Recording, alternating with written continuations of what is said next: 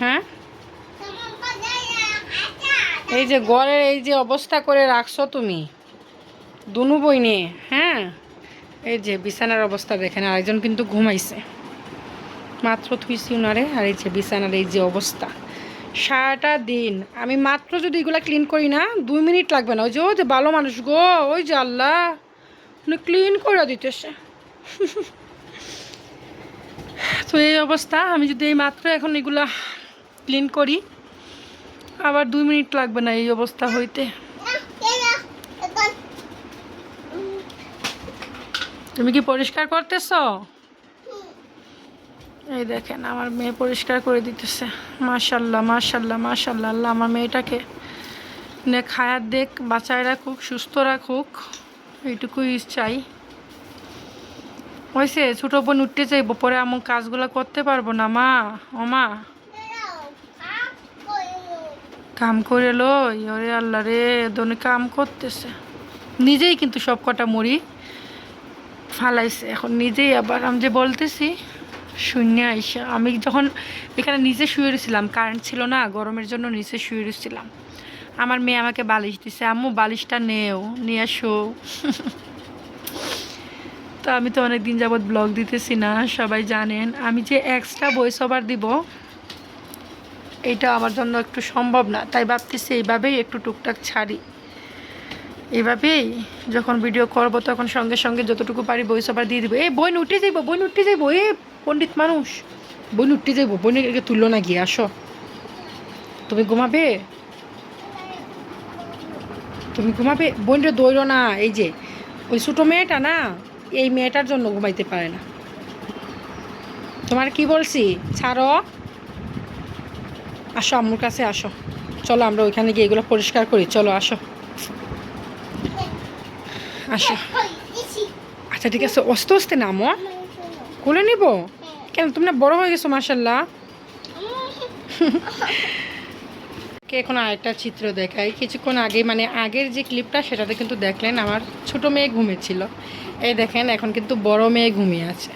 আর ঘরের যেই অবস্থা সেটা কিন্তু আগের পর্যায়েই আছে। কেন আছে, এই যে আপনারা অনেকে আমাকে প্রশ্ন করেন না আমি ভিডিও দেই না কেন।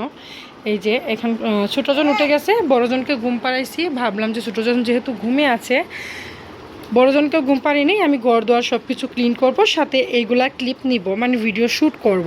এখন যে শ্যুট করব আমি কি করে করব বলেন, কি করে করব?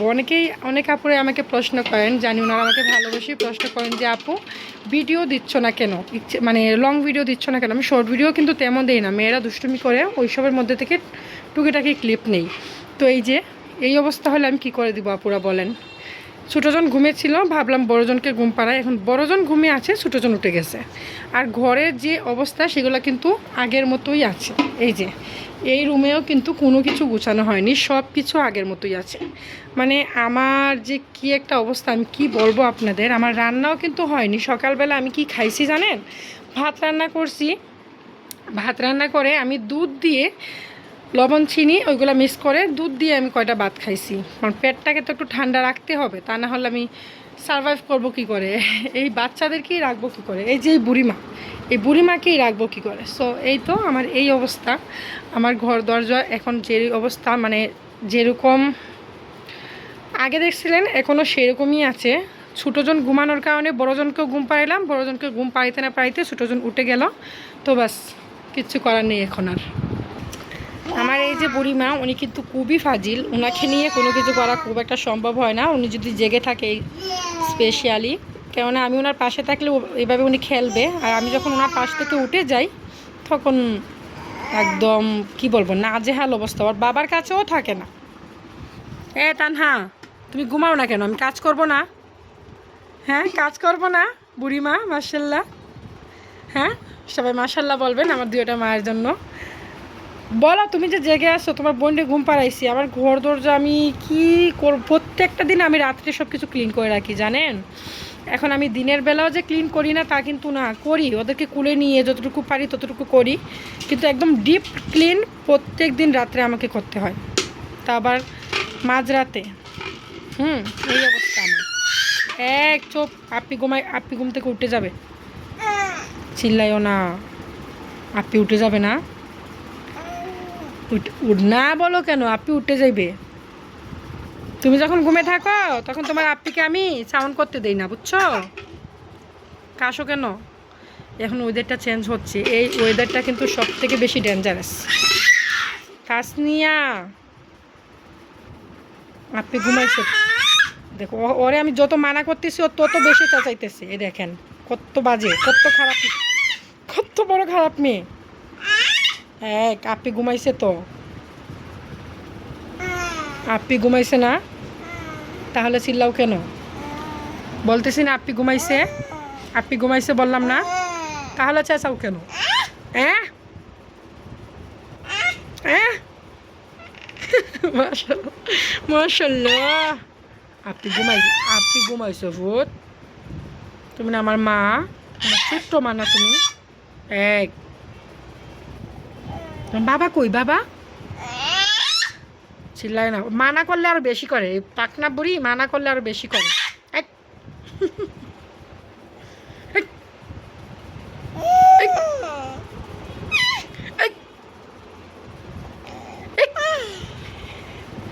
মাশাআল্লাহ। এখন দেখি কখন আমি এই কাজগুলো করি আর তখন আমি সেই ক্লিপগুলো নিতে পারি কি না।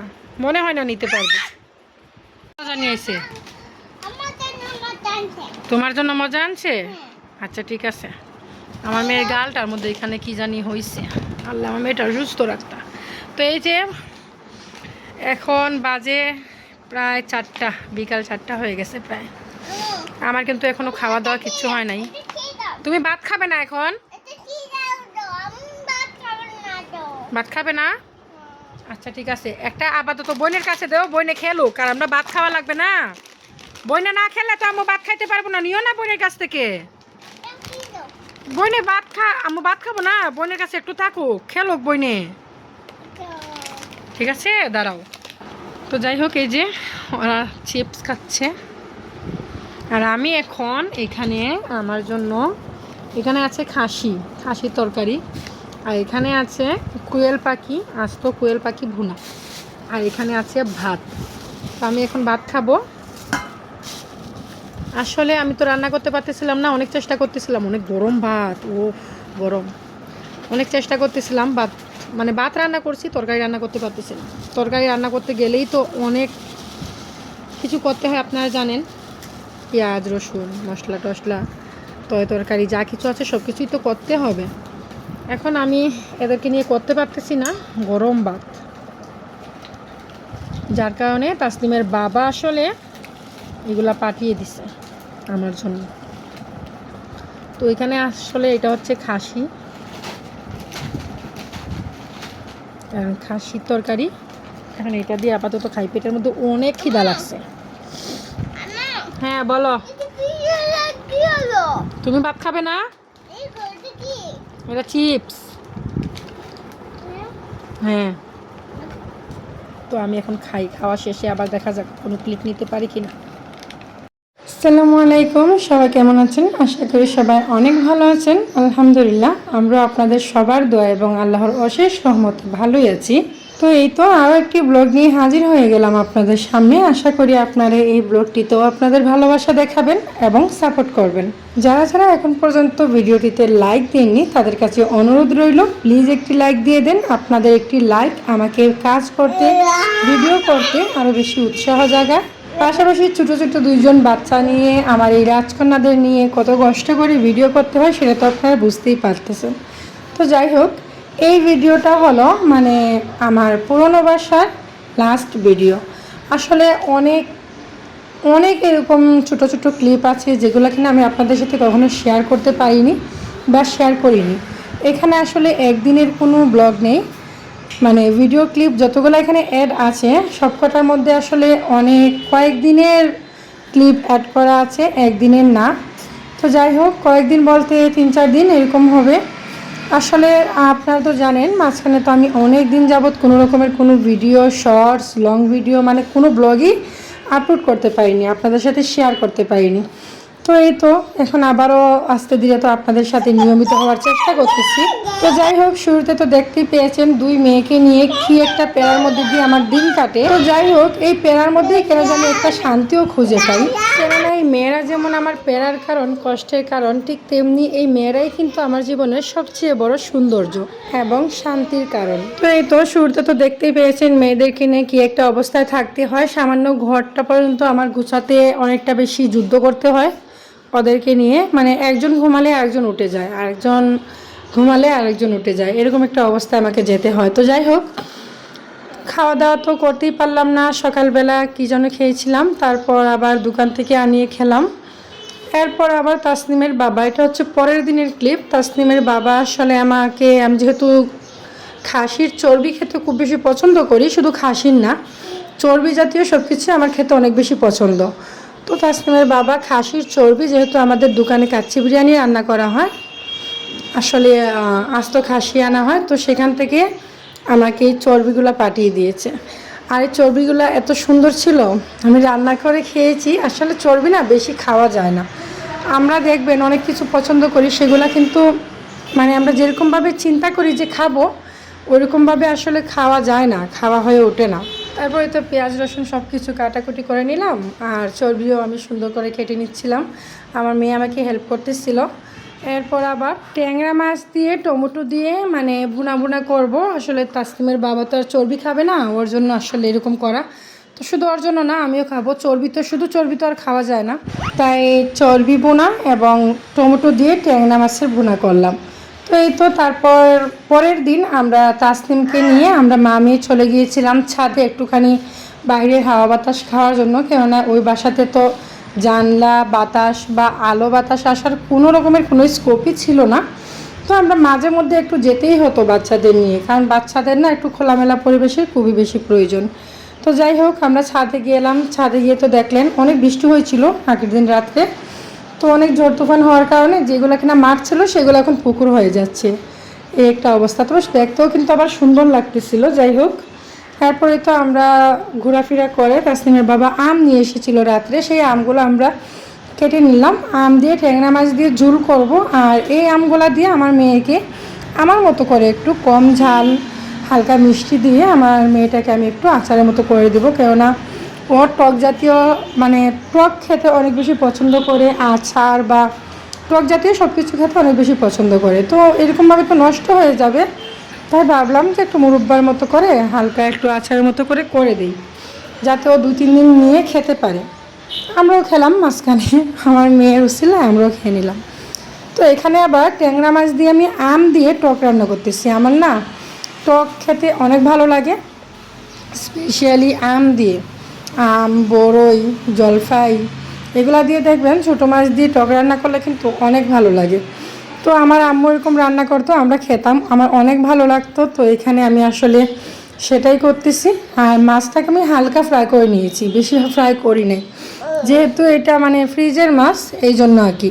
এখানে চিকেনটা আমি একটু কষা কষা করে ভুনা করে দিয়ে দিব আমার মেয়ের জন্য, যাতে ও একটু খেতে পারে। শুধু ও না, আমরা তো খাবো, কিন্তু ও আসলে ইদারিং একটু চাচ্ছিল চিকেন খাওয়ার জন্য। ও মাছ, মাংস, ডিম সব কিছুই খাওয়া হয়, কিন্তু সবজিটাও একদমই খেতে চায় না। সবজিও খুব একটা খেতে চায় না। ও ডিম খাবে, মাছ খাবে, এরকম চিকেন খাবে। রাতে 3টার সময় উঠে বলবে আমি গোস্ত খাবো। তো ওর জন্য আসলে ফ্রিজে রাখতে হয়, অনেক সময় রান্না করাও রাখতে হয়, অনেক সময় এরকম বড় রাখতে হয়। তো যাই হোক, আজকের ব্লগটা হয়তো অনেকটা বেশি এলোমেলো, আপনাদের ভালো লেগেছে কিনা আমি জানি না। তারপর আপনাদের কাছে অনুরোধ রইল আমার চ্যানেলটার পাশে থাকবেন। ভিডিওর একদম শেষ পর্যায়ে চলে এসেছি। সবাই ভালো থাকবেন, সুস্থ থাকবেন। আসসালামু আলাইকুম।